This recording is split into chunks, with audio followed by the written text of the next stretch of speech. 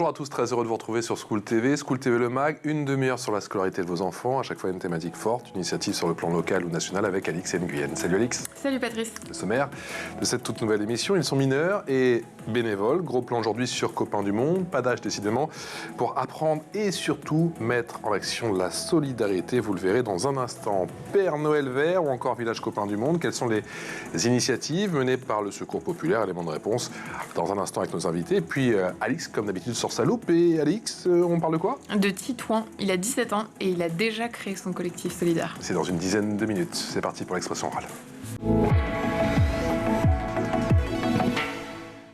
L'expression orale avec Gaël Salado via Skype. Bonjour Gaël, merci d'être avec nous. Vous êtes développeur des solidarités au Secours Populaire des Bouches-du-Rhône et on est également avec Yasmine Ziad. Bonjour Yasmine, vous êtes bénévole. Bonjour. Copains du Monde, bonjour, au Secours Populaire du côté de Marseille. Depuis combien de temps? Ça fait maintenant 6 ans. Déjà 6 ans, qu'est-ce qui vous a amené à devenir justement bénévole depuis 6 ans aux côtés du Secours Populaire? Au début, c'était ma mère qui connaissait du coup une personne qui était bénévole. Et forcément, de personne en personne, j'ai entendu qu'on pouvait faire de la solidarité en étant mineur. J'ai voulu commencer et depuis, ça m'a toujours suivi. Mineur et bénévole, qu'est-ce qu'il y a justement d'intéressant dans cette démarche? En quoi ça t'a toi attiré et pourquoi 6 ans après, tu es toujours aussi motivé et toujours dans l'action? Ce qui est le plus motivant, c'est de se dire qu'on aide des personnes, qu'il n'y a pas forcément d'âge pour aider les gens et que, en fait, chaque action qu'on fait est un pas dans l'humanité. C'est-à-dire que il n'y a pas vraiment de règles. On fait comme on le sent, quand on veut, et c'est ça qui m'a beaucoup aidé. Gaël Salado, vous êtes développeur des solidarités au Secours Populaire des Bouches-du-Rhône, je le disais. Pourquoi pas de la solidarité, mais des solidarités, c'est-à-dire? Eh bien, le Secours Populaire, c'est une association généraliste de la solidarité. Et ça veut dire qu'on développe plusieurs solidarités différentes, notamment sur l'accès aux droits globalement, l'accès à la culture, l'accès à la santé, au sport, etc. Et on a aussi des projets de solidarité dans le monde. Donc c'est des solidarités aussi locales et internationales. Yasmine, quelle est ta définition de Copains du Monde? Pour moi, Copains du Monde, c'est un rassemblement d'enfants qui ont tous les mêmes valeurs, enfin pas forcément les mêmes valeurs, mais à peu près les mêmes valeurs et qui ont tous le même but, c'est-à-dire aider le maximum de personnes. Gaël, dans quelle mesure les enfants sont-ils impliqués dans la co-gestion des projets? Eh ben, ils sont porteurs d'initiatives, c'est-à-dire qu'on leur donne cette place-là de pouvoir eux-mêmes faire des propositions en fonction de ce qu'ils constatent dans la société, de ce qu'ils trouvent injuste, et ensuite de pouvoir être accompagnés pour la mise en place d'actions. Et de la même façon, on les implique aussi pour qu'ils deviennent aussi, eux, des animateurs, des enfants plus jeunes. Donc ils prennent aussi une place un peu plus importante aussi. On peut parler de réseau, très clairement, quand on parle effectivement de Copains du Monde. Gaël, ils sont combien au final ces enfants? Ils sont plusieurs milliers en France. En fait, on a du mal à pouvoir tous les comptabiliser, mais officiellement, il serait 5000 sur le territoire français. Après, nous, à Marseille, on a une centaine de mineurs actifs comptabilisés, mais on sait qu'il y en a plus que ça, puisque il y a de nombreuses antennes où les enfants des bénévoles agissent, et on ne le sait pas forcément. C'est les aléas des grands mouvements décentralisés aussi. Gaël, à qui ces enfants viennent en aide aujourd'hui et comment sont définies les missions? Qui les définit? Alors, les Copains du Monde participent aux actions du Secours Populaire. Donc, nous, on est organisés aussi par campagne de solidarité. En ce moment, par exemple, vous l'avez dit en début d'émission, on est en pleine campagne des Pères Noël Verts. Donc, on soutient les familles en situation de pauvreté et de précarité localement. Mais on soutient aussi des personnes à l'étranger. Nous, au Secours Populaire des Bouches-du-Rhône, on soutient des personnes au Liban, en Côte d'Ivoire, à Madagascar. Donc ces enfants aussi soutiennent ces personnes-là. Et au Secours Populaire, il y a des grands projets dans lesquels s'impliquent les enfants. Et c'est surtout sur la manière de mettre en œuvre l'action que les enfants vont avoir aussi une plus-value, parce qu'ils vont avoir des idées originales que seul un enfant peut avoir aussi. Yasmine, comment ça se passe justement la gestation, si je puis dire, des idées? Est-ce que chacun prend part à la réflexion? Vous vous organisez en petits groupes? Explique-nous comment ça se passe. Donc il y a 6 ans d'expérience déjà. Chacun prend part d'une façon du coup, à la réflexion. C'est-à-dire que quand quelqu'un a une idée, la personne va être écoutée et tout le monde va partager un petit peu ses idées. Et après, les idées vont être choisies. C'est-à-dire celles qui aident le plus de personnes, celles qui ont été choisies par le plus d'enfants. Et ça va être comme ça, du coup, que ça va se passer. Est-ce que ça t'occupe au quotidien? C'est de manière hebdomadaire, mensuelle? Ça te prend combien de temps et quel temps tu décides d'y consacrer surtout dans ta vie actuelle? Quand j'ai du temps libre, c'est-à-dire que quand j'ai rien à faire et que ça me manque aussi, parce que forcément, quand ça fait 6 ans qu'on fait, il y a des moments où ça nous manque de voir des gens sourire. J'y vais le maximum possible pour pouvoir aider moi aussi. Yasmine, quel est le projet solidaire dont tu es le plus fière? Le projet solidaire dont je suis le plus fière, je dirais que c'est Vacances pour tous. Parce que même moi, dans mon entourage, je connais plein de personnes qui n'ont pas les moyens d'aller en vacances chaque année. Et le fait de pouvoir se dire qu'on peut aider ces gens-là à avoir une semaine, voire deux, de bonheur dans dans leur année, de leur permettre de voir un petit peu, de voyager, ça rend vraiment fier. Donc toi, quel était ton rôle exactement dans ce projet? Du coup, collecteur. Parce qu'il faut bien collecter pour pouvoir payer les vacances. Et voilà, collecteur.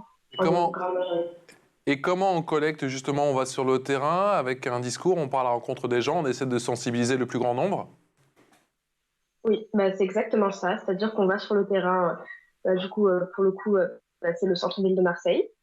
Et on se promène, on se balade et on accoste les gens pour leur demander s'ils veulent bien faire un don. On leur explique du coup c'est quoi nos buts, c'est pour quelles raisons on fait ça.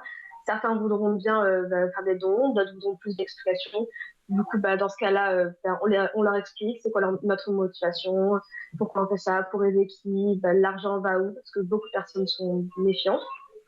Et voilà. Et du coup, ça fait des dons, les gens acceptent. Et ça donne de belles photos et de bien beaux souvenirs avec une action ô combien importante. On vous voit effectivement en action sur tous ces clichés. Gaëlle, il y a des marqueurs, hein, on le sent au sein effectivement de cette association et au sein de Copains du Monde. On a parlé bien sûr de Vacances pour tous et aussi de Père Noël Vert. Ça consiste en quoi, Père Noël Vert?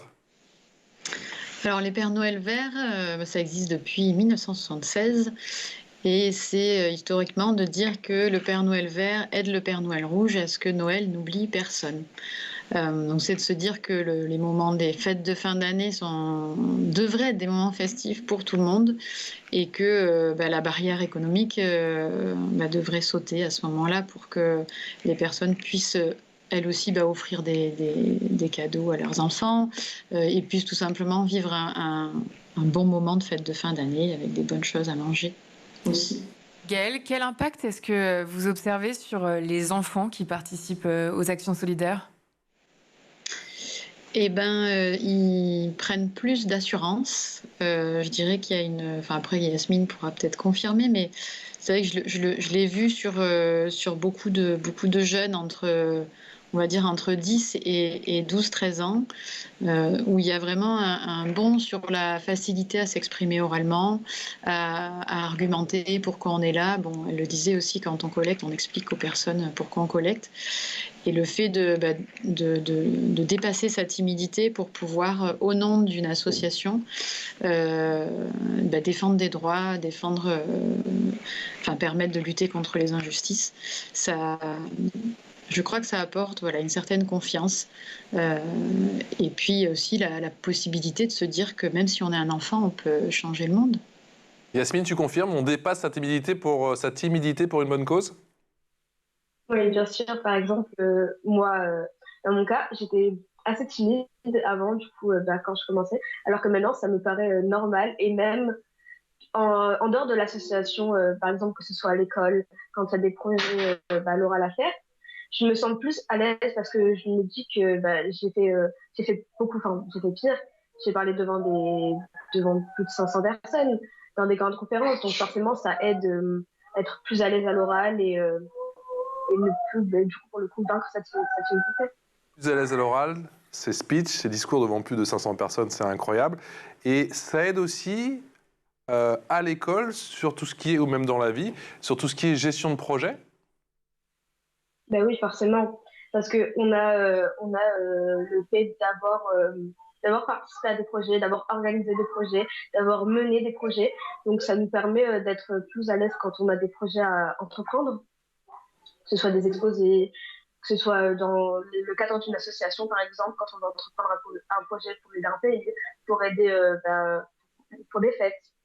Forcément, ça nous apprend comment gérer, comment un peu se débrouiller, même si du coup derrière il y a des objectifs de premier degré, mais ça rend plus autonome. Gaël Salado, est-ce qu'il y a cette idée quand même qu'il faut faire passer, ce message qu'il faut faire passer, comme quoi il n'y a pas besoin d'être majeur pour être bénévole? Ah oui, pour moi c'est primordial parce que souvent les enfants on considère que c'est eux qui doivent apprendre des choses, et c'est les adultes qui doivent leur enseigner. Et ce qui est génial sur ce mouvement d'enfants bénévoles, c'est que tout le monde est sur le même pied d'égalité du bénévolat. Voilà, on est tous bénévoles. Après, on n'a pas le même niveau de responsabilité, puisqu'un adulte reste un adulte majeur, responsable de la sécurité des enfants. Mais le fait pour un enfant de pouvoir se dire, allez, c'est pas juste un rêve, moi aussi je peux agir. Je crois que c'est très important pour l'avenir du monde. Gaëlle, plus largement, les réalités locales et donc les besoins sont-ils différents d'une région à une autre? Ah oui, oui, bah, chaque quartier, j'ai envie de dire, a des besoins différents. Et quand on est à la campagne, dans un milieu rural, on n'a pas les mêmes besoins que quand on est dans une grande ville. Après, quels que soient les besoins, je crois que le fait de pouvoir devenir bénévole, peu importe sa situation, puisqu'il y a ça aussi au Secours populaire, c'est que qu'on soit une personne aidée par l'association ou qu'on vienne pour faire du bénévolat, on peut devenir bénévole. Tout le monde peut devenir bénévole, c'est dans ce sens-là que les enfants le sont aussi. Et je crois que peu importe le milieu où on est, même s'il y a peu de besoins, il peut y avoir du bénévolat justement pour faire des collectes et collecter pour des personnes qui ont plus besoin ailleurs, par exemple. Le bénévolat, la solidarité à l'échelle internationale. Regardez cet échange, ce séjour des enfants mahorais, c'était en France, échange interculturel. L'objectif de ce séjour est de découvrir le monument parisien, aussi découverte du ski, le vivre ensemble, notamment au niveau d'activités sur le droit de l'enfant, sur le partage de repas ensemble, en collectivité. Malgré la différence de culture et la distance, ils partagent un moment ensemble. Il est très important que les enfants de Mayotte viennent en métropole pour justement échanger sur la différence de culture, pour découvrir justement la culture française et eux, les enfants normands, découvrent la culture mahoraise. Moi, c'est Lily Rose et je suis trop contente d'être ici, de revoir la neige et d'être avec les Mahorais parce que ça me fait de nouvelles amies. Je rencontre des gens qui viennent pas de chez moi et j'adore ça. Moi, c'est Waratati et je suis très contente de venir ici. Ce qui m'a vraiment plu, c'est les Champs-Élysées parce que j'ai découvert la place de l'Étoile et l'Arc de Triomphe et la Tour Eiffel, elle était magnifique. Gaël Salado, c'était où cet échange? C'est où cet échange avec les enfants de Mayotte? Alors ça, c'est dans le cadre d'un village copain du monde. Alors, j'ai pas l'information du lieu où ça se passait, puisque je me suis pas occupée de celui-là, de ces jours, puisqu'il y a à peu près 40 villages copains du monde qui ont lieu chaque année en France et dans le monde, organisés par le Secours populaire. Et donc, le village copain du monde, c'est un rassemblement d'enfants bénévoles copains du monde d'ici et d'enfants copains du monde de nos partenaires dans le monde. Alors, effectivement, il y a des enfants qui viennent des territoires ultramarins et puis d'autres pays. Qu'est-ce qu'on apprend au sein du mouvement Copains du Monde qu'il manque peut-être à l'école, Gaëlle? Je crois que c'est la citoyenneté mondiale, je dirais. La prise de conscience de la place qu'un enfant ou même qu'un adulte peut avoir dans la société et son action qui peut mener, son pouvoir d'agir. C'est l'éducation populaire, je dirais. Et c'est la meilleure des éducations. Yasmine, est-ce que tu te sens déjà un peu adulte avec les différentes actions que tu mènes au quotidien? Oui, forcément, parce que quand on mène du coup ce genre d'action solidaire, on est beaucoup mélangé à des adultes et on voit qu'on a on a le même impact qu'un adulte sur la situation. C'est-à-dire qu'on aide tout autant qu'un adulte, tout autant qu'un bénévole, car on est des bénévoles à part entière. Gaëlle, quel type d'action est-ce que vous menez pour sensibiliser aux droits de l'enfant? On intervient dans les écoles, parfois dans les centres de loisirs, et puis de manière globale avec les enfants qu'on reçoit dans les permanences d'accueil. Après, on a des documents pour sensibiliser aux droits fondamentaux. Excusez-moi. Mais on fait des interventions en lien avec la solidarité, c'est-à-dire comment, moi, en tant qu'enfant, je peux défendre les droits des enfants par des actions solidaires. Les 30 ans du mouvement, c'était l'année dernière. Avec quel écho, quel retentissement, Yasmine, quel souvenir tu gardes de cette très belle fête, j'imagine? Le gros souvenir que je garde, c'est le moment qu'il y avait énormément de monde. Et c'était vraiment, tout le monde était pareil, tout le monde était au même piédestal. C'est un moment de bonheur qu'on a partagé tous ensemble. Et du coup, on a appris à connaître des personnes. D'ailleurs, je suis toujours en contact avec certaines personnes et ça fait plaisir de se dire qu'il y a des gens qui sont là et qui ont les mêmes valeurs que toi et qui partagent les mêmes moments que toi, donc le même souvenir. Est-ce qu'on peut parler d'une famille, au final, quand on parle du réseau Copains du Monde? Oui, les Copains du Monde, c'est une grande famille. C'est comme si on était tous frères et sœurs, parce on est tous là au même endroit, on partage tous les mêmes projets. Donc pour moi, d'après moi, c'est une grande famille. Oui. Quand on a des coups durs, justement, c'est une famille vers laquelle on peut se tourner. Des coups durs à l'école, je ne sais pas, si on a un petit coup de mou avec les notes, c'est un lieu d'échange aussi et ça a une forme de plus-value pour le parcours scolaire. Oui, forcément, parce que les Copains du Monde, on peut tous dire, c'est-à-dire qu'on peut s'entraider, on peut s'échanger, on peut, par exemple, si côté école, il y a des choses qui vont mal, on peut leur dire. On peut s'entraider, par exemple, s'il y a des matières où ils vont les moins forts que d'autres et qu'il y en a d'autres Copains du Monde dans le groupe qui sont plus forts et qui peuvent venir nous aider. Comment on monte le projet de ses rêves, Yasmine? Et toi, quel serait le projet de tes rêves si tu ne l'as pas encore réalisé? L'un de mes plus gros projets, ce serait qu'il n'y ait plus aucune inégalité, qu'il n'y ait plus de racisme, surtout. Mais c'est vraiment, ça prendra beaucoup de temps à réaliser parce qu'il faut changer les mentalités d'abord. Et ça va être long de changer les mentalités parce qu'il y a certaines personnes qui refusent d'écouter, qui refusent de l'entendre, qu'on est tous égaux. Et ce serait ça mon plus gros projet. Il y a du travail. Je suis d'accord avec toi. La loupe d'Alix.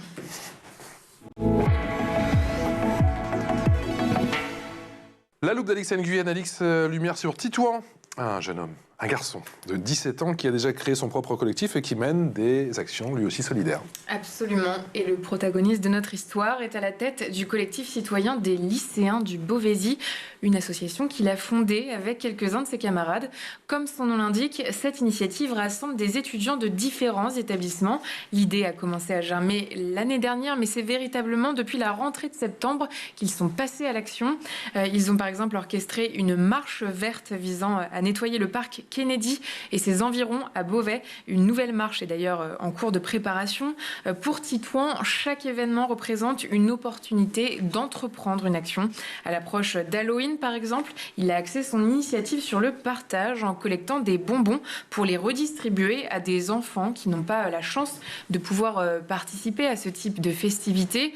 Titouan et ses copains sont ensuite allés faire quelques heureux à l'externat médico-pédagogique de Beauvais, un établissement accueillant des enfants souffrant de troubles de la personnalité.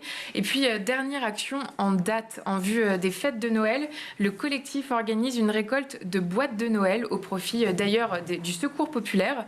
Le concept est simple, les donateurs sont invités à remplir une boîte à chaussures vide de vêtements chauds, de produits de beauté, de jeux et même de petits mots. Ces boîtes seront ensuite distribuées aux personnes dans le besoin, qu'il s'agisse de personnes isolées ou en situation précaire. Yasmine, est-ce que, comme Titouan, tu aimerais monter ton collectif ? Oui, forcément, j'aimerais bien monter mon collectif. Forcément, je pourrais mener mes propres idées, je pourrais faire mes propres projets. Mais j'ai envie de vous dire que c'est un peu le rêve de tous les copains du monde, de pouvoir mener son propre collectif. Quelque chose dont vous parlez ensemble, éventuellement de monter quelque chose plus tard au lycée, par exemple ? Oui, j'en ai déjà parlé avec certaines personnes, mais ça doit faire assez longtemps, donc je n'en ai pas vraiment les souvenirs. Mais je sais que j'en ai déjà parlé à certains copains du monde.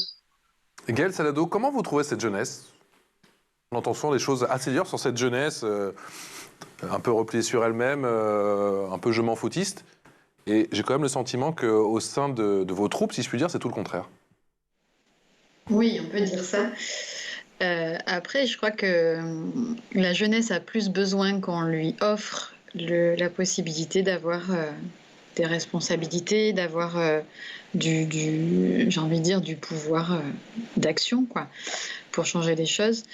Et que quand on dit que les jeunes s'en foutent, je pense pas qu'ils s'en foutent, mais je pense qu'ils ont peut-être pas rencontré les bonnes personnes, la bonne association, ou qu'on leur a pas donné cette place-là, où il y a vraiment un équilibre entre la responsabilité que je peux prendre et puis comment dire, les choses qu'on peut me donner en tant que jeune aussi, quoi. Comment se passe le déclic ? Est-ce que vous le voyez sous vos yeux, vous qui êtes au quotidien avec tous ces jeunes, entre le devoir-faire, j'imagine que les premières fois où ils arrivent, c'est peut-être un peu comme Yasmine, ce sont les parents qui les ont emmenés, donc peut-être qu'au début tu te dis, bon, je dois le faire, ma maman m'a dit, et ensuite, j'ai le sentiment qu'ils passent au aimer faire. Vous le voyez ça, se réaliser sous vos yeux ? Oui, j'ai plein d'exemples de jeunes qui ont démarré effectivement en venant parce que les parents ont dit allez viens, c'est bien, ce serait bien que tu fasses ça. Et puis à un moment donné ils se sont posé la question, mais est-ce que j'ai vraiment envie de le faire en fait, ou est-ce que je le fais pour faire plaisir à ma mère, à mon père. Et c'est vrai que sur ce temps-là, souvent il y a un petit moment de latence où le jeune ou la jeune ne sait pas trop, et puis après revient en disant en fait j'ai envie. Mais ils le disent en fait, ils le verbalisent que maintenant c'est parce qu'ils ont envie de le faire qu'ils viennent. Yasmine, pas pour les parents. Yasmine, tu te souviens, toi, quand tu l'as verbalisé justement, tu te souviens ? Oui, je m'en souviens. C'était du coup il y a très longtemps, ça doit faire 4 ans. C'était pas la première année où je suis rentrée au Centre Copains du Monde, c'était l'année d'après. J'avais dit à ma mère que du coup je voulais continuer. Du coup j'avais dit à la responsable du groupe Centre-Ville que je voulais continuer, que ça me plaisait. Et depuis j'ai toujours continué. Est-ce que en 6 ans d'appartenance à Copains du Monde, Yasmine, tu as recruté, si je puis dire, parce que j'imagine que tu en parles de tes actions. Oui, au sein de mon école, dans mon entourage, dans mon groupe d'amis, je leur en parle beaucoup. Même la plupart des surveillants, la plupart du personnel de mon collège sait que je fais du bénévolat. Et j'ai plein d'amis qui m'ont demandé du coup, où ils pouvaient eux aussi rentrer dans une association, comment ils peuvent faire pour être au sein de la même association que moi, du coup, qui est Copains du Monde. J'ai le sentiment que tu leur as pas laissé le choix. Non. Non, je te taquine, je rigole. Effectivement, Gaël, Yasmine disait que tout à l'heure, il fallait absolument donner des perspectives à la jeunesse. Est-ce que, Yasmine, l'avenir est aussi sombre que ça ? Quelles sont, Yasmine, vos perspectives aujourd'hui pour la jeunesse ? Yasmine. Maintenant, pour les adultes de demain, donc si tous les enfants se mettaient, si une grande partie des enfants se mettaient à agir pour l'avenir, forcément l'avenir sera meilleur. Gaëlle, comment le mouvement Copains du Monde a-t-il évolué depuis sa création en 1992 en termes d'engagement et d'action ? Alors, ce qui a surtout évolué, c'est l'accompagnement qu'on a pu offrir aux jeunes pour qu'ils soient vraiment aussi formés pour animer les débats, pour monter des projets, pour prendre la parole en public. Ça a été plus ça l'évolution, je dirais, parce que quand ça a été créé, c'était suite à la déclaration de la Convention internationale des droits de l'enfant qui a été ratifiée par la France, où on s'est dit que le secours populaire, fallait que nous aussi on prenne un bout du travail, et on a fait beaucoup de sensibilisation dans les écoles avec les enfants qu'on recevait dans les permanences d'accueil. Et petit à petit, le mouvement s'est développé pour que la place de l'enfant bénévole prenne de plus en plus de place au sein de notre association. Aujourd'hui, on a 2 mineurs qui sont élus dans nos instances nationales. Et ça, c'est un signe vraiment d'une évolution et de la place qu'on veut donner à cette jeunesse. Comment on trouve justement, Gaëlle, le juste milieu pour ne pas être trop interventionniste? Comment on jauge cet accompagnement? Comment on jauge cet accompagnement? Moi, en fait, on accompagne les jeunes qui ont envie d'être accompagnés déjà. Et il y a ceux qui viennent régulièrement, mais Yasmine en a fait partie. On a parlé tout à l'heure des 30 ans de Copains du Monde. Elle a participé à des temps de préparation, des temps de formation. Il est là, l'accompagnement aussi. Et c'est difficile de pouvoir le faire avec tous. Il faudrait beaucoup plus d'adultes. Mais en tout cas, on essaye de le faire dès que c'est possible avec surtout des ados de l'âge de Yasmine qui ont ce désir-là de pouvoir évoluer au sein de l'association pour y prendre plus de responsabilités et puis pour continuer avec nous encore plus longtemps. En termes de responsabilité, Yasmine, tu t'es fixé des objectifs pour 2024 ? Pour l'instant, pas encore. Pas encore, il reste encore quelques jours, pas de pression, pas de stress. Un grand merci à toutes les deux d'avoir été avec nous, effectivement, pour nous parler de cette association, de ces actions de Copains du Monde.